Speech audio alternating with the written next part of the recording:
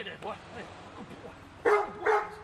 Hey, that fishing rod with the fat cat dude coming at you. Woo, wound up, wall, treetop, tall, and so on. Exactly. Tell him, buddy. Good boy. Hey, we are wound up because bass has finally bumped up the rod length from 8 foot to 10 foot. That's what I'm talking about. These boys want to throw big baits. You can throw a big baits now. This rod I put together, it is going to take the fishing game over cast by cast because all I do is catch big bass. I'm a trailblazing, trendsetting pioneer, and this rod I'm about to show you right now is going to blow your mind. Right here. Seriously? Seriously. A little bit harder next time. Check this out. Is your mind blown right now? Huh? Is your nose about to bleed like mine? Let me tell you a little story. 2 reels, 1 rod. This rod right here is right at 9 feet and probably about 12/8. It might be closer to 13 foot. But the action on this rod is absolutely ridiculous. Look at this. You ever seen action on a rod like that? I don't think you have.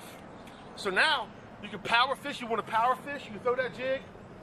Boom goes a dynamite, just like that. And it's amazing. And if you want to finesse, you can finesse. Look at that. You can just finesse it. Now it's a bit of a rod.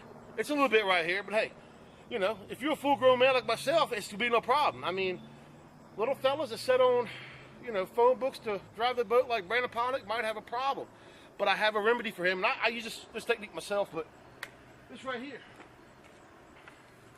I use this all the time for my hook set. Everyone's a fat cat, how's your hook set so, you know, so trembling? Why is it like, you know, a thunderstorm? Because I sit and bend like this on a regular basis to get my arm pumped up. I mean, look at that. Look at this. Let me set that down. You don't get like that overnight. You know what I'm saying? I mean, let me show you that. See that scar right there? That scar, hey, 13-pound bass right at the boat, and he was right there.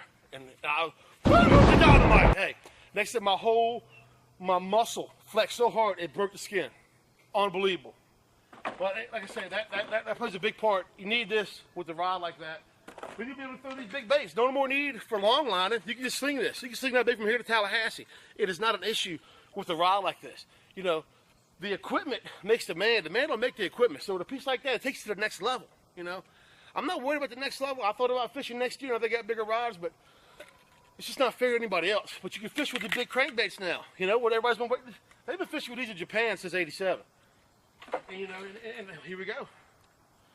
Amish-made swim bait comes out of a small village in Japan. You can throw these. It's a 16-inch swim bait. It weighs 14.5 ounces. You can throw these now. You used to not be able to throw them on the rods, but now you can. You know, you can be throwing stuff like that. You need a good line. This line right here is 2,000-pound braid. That's made by Eskimos in Tallahassee. And that stuff right there, I floss with that, you know. That stuff, hey, perfect. That's what you want. And I'm also working on a smaller version of this rod right here. And that's also telescopic, you know. That's right. If you don't want to be at 12, 13, 14 foot, you want to be, you know, small, you can, look at that.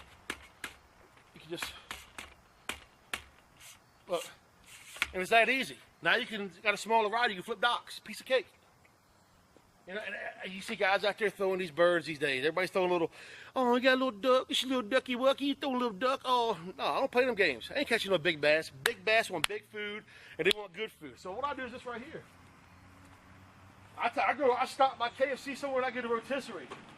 You get that rotisserie right there, you put that rotisserie, say on like a 10-aught, something like that, and you just throw it on out, man. You find a good set of pads, brush, something like that, and you're bound to catch.